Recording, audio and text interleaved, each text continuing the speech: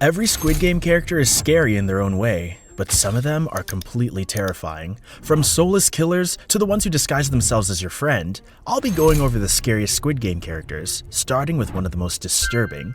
First up, we have the Recruiter. Now, if you've only watched the first season, you might be asking why he's on this list. He doesn't do much in Season 1 except recruit Gi-hun into the games. However, in Season 2, he shows how scary he can really be. When Mr. Kim and Choi Woo-suk began following the Recruiter after spotting him in the subway station, they probably weren't expecting him to be as deadly as he was.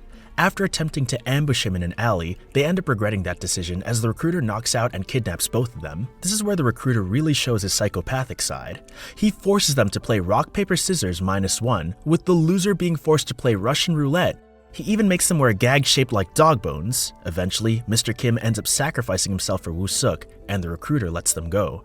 This scene is what really shows how scary the Recruiter can be, and our next character is somehow even worse. Hwang In-ho, who's more commonly known as the Frontman, is a sympathetic character. He borrowed money from a criminal to pay for an operation to save his wife. In-ho borrowing money from the criminal was seen as a bribe by his boss, who fired him. Desperate, he joined the 28th Squid Game, which he won. His wife unfortunately passed away before he could pay for the surgery though, which is probably the catalyst that led him to becoming the frontman. Having a sad backstory doesn't excuse the horrible things he's done though. He kills without hesitation or sympathy, which we see when he shoots one of the guards for taking off his mask. The only time we see him hesitate is when his brother Junho confronts him, but he still shoots him off the edge of a cliff anyway. We see him infiltrate the games as Player 001 during Season 2, and his kind attitude may have made people think he's changed. Unfortunately, that was not the case. The frontman still betrayed Gi-hun and the X-Team by killing 3 players at the end of the rebellion, one of them being Jung-bae, Gi-hun's friend. In-ho's unpredictability and his lack of remorse is what makes him one of the scariest characters. Player 101, Duk-soo, was one of the participants of the 33rd Squid Game. Before the games, he was a gangster who was clearly capable of murder, as we see him viciously kill one of his boys that tried to betray him in episode 2 without any hesitation. He wasn't even afraid to kill people inside of the games either. Duk-soo beat one of the players to death in episode 4 over a broken bottle of soda, then later brutally killed 2 other people during the special game that took place in the same episode. And he didn't even stop there. In the game Glass Stepping Stones, Duk-soo refused to jump when it was his turn, causing player 322 to start arguing with him. Min-yo, who was behind player 322, eventually pushed him onto the panel Duk-soo was standing on. Duk-soo immediately shoved 322 off the glass, causing the poor guy to fall to his death. It was indirect murder, yes, but Duk-soo probably would have ended up shoving 322 even if Min-yo didn't push 322. It's a good thing that Duk-soo was taken out by Min-yo a few minutes later, or else he probably would have ended up indirectly killing everyone else with his refusal to jump. Cho Sang-woo, Gi-hun's childhood best friend, was one of the smartest characters in the series. He made it to the final 2 with Gi-hun with his smarts and determination. However, he wasn't completely innocent.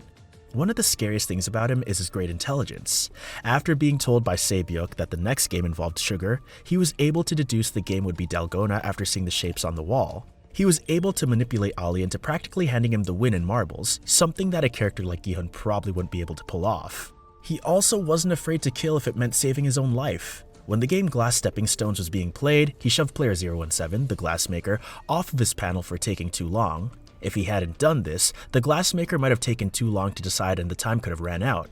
The glassmaker wasn't the only person Sang-woo killed. He also took Se-byuk's life and tried killing Gi-hun as well in the final game before feeling remorse for his actions. Sang-woo's determination to do whatever it took to survive combined with his smarts was a terrifying combo, as you never knew what exactly he was plotting. Scary probably isn't the word that comes to mind when you think of Oh Il-nam, as he just looks like a frail old man that could easily be taken out by a cold. However, when you remember that he created the games out of boredom and had been running them since 1988, your opinion on him will probably change. Il-nam was able to orchestrate and oversee the games for over 30 years before choosing to participate in the 33rd Squid Game because he thought it would be fun to play childhood games one more time before his brain tumor inevitably killed him. The fact that he willingly chose to participate in the death games where he could easily die even with the protection he got is insane. He clearly has little remorse for what he's done, as he tried justifying his actions by saying that he was providing the players a distraction from their terrible lives for a chance to win money. And in his final moments, he makes a bet with Gi-hun on whether or not a drunk man on the street will get help or not. Pitching the idea of the games and actually going through with it is evil, but the fact that Il-nam got away with it is also incredibly frightening.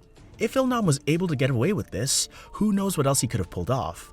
All of this is what makes Il-nam one of the most unsettling characters in the show.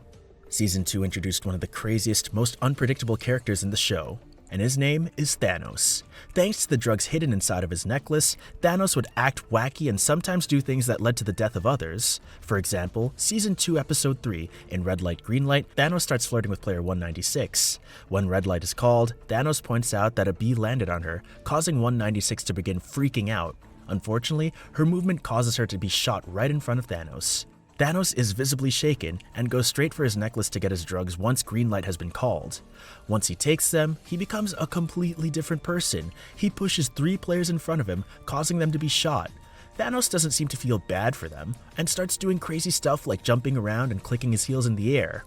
Thanos did have a deadly side to him though. In the bathroom fight that took place between the X's and the O's, Thanos begins to choke Myung-gi and almost kills him before being stabbed in the neck by a fork Myung-gi was hiding. If Thanos hadn't died, his reckless attitude probably would have gotten more people killed than it already did.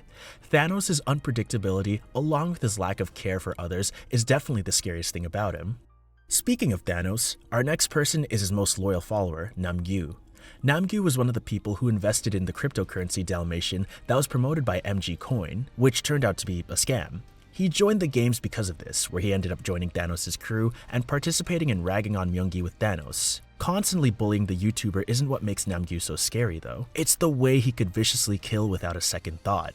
In the bathroom fight that took place in episodes 6 and 7 of Season 2, when Namgyu was attacked by one of the X's, he yanked the fork out of Thanos' corpse and immediately used it to stab the player to death. He then proceeded to loot Thanos' body and take his drugs, which we'll probably see him use more in Season 3. In episode 7, during the special game, he brutally murders player 185 and Semi, displaying his willingness to kill and showing zero remorse for his actions. Namgyu is a psychopath, and every player on the X side would benefit from his death in the next game, as he would probably kill them all without even thinking about it just for the cash. He's one of the most brutal characters we've seen in the show, and Season 3 will probably show more of his deadly side now that Thanos isn't there to be the crazier one. The next character on our list is another person who was introduced in Season 2, Guard 011 or Kang No-ul. She's a defector from North Korea who had to leave her daughter behind while escaping and began working as a guard for the games sometime after coming to South Korea. During the games, we see her killing players who are still alive and able to get their organs harvested, probably believing that she's doing the players a favor by killing them quickly instead of sending them off to have their organs harvested. Some might say that her character is a good person because of that, but what makes her one of the scariest characters is the simple fact that she's one of the Triangle guards who's probably very experienced at her job. No-ul has known the masked officer who had recruited her for years, so the 2024 Squid Games was definitely not her first as a guard. She's clearly been doing that for a while, as she's able to shoot the players without any hesitation or shakiness. Anyone who's able to take a life without showing emotion is someone that you'd naturally be terrified of.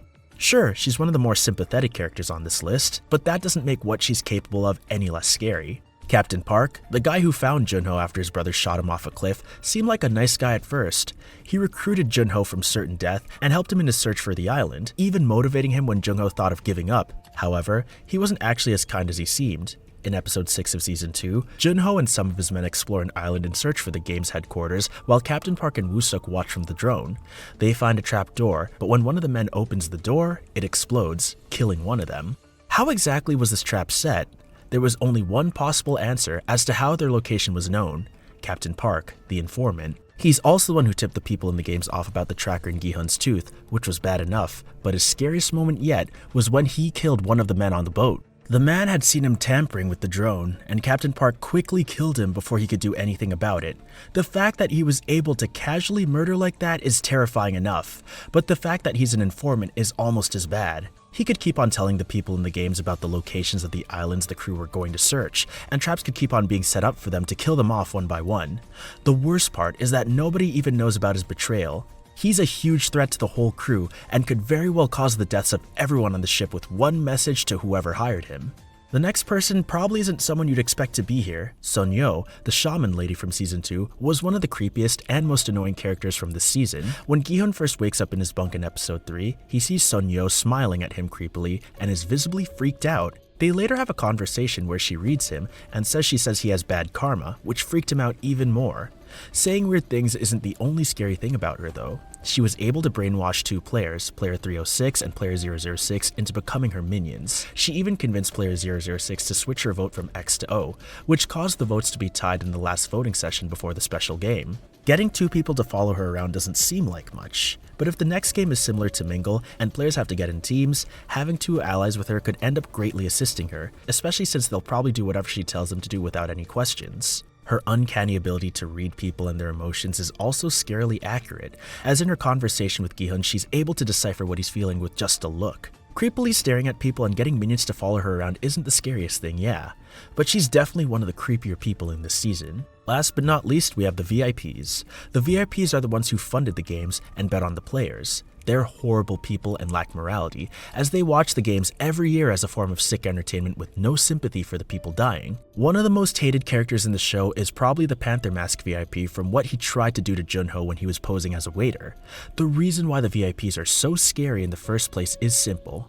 They have money. Apparently in the world of Squid Game, money can get you anything. Ilnam started the games because he was rich and bored and had the money to throw around, and the VIPs use it as their source of entertainment for the same reason. When you have money, you have power, which is what the VIPs represent. Since the VIPs came to watch the 5th game in Season 1, we can probably expect to see them again in Season 3. The role they'll play is unknown, although they'll probably still be as awkward and despicable as they were in the first season.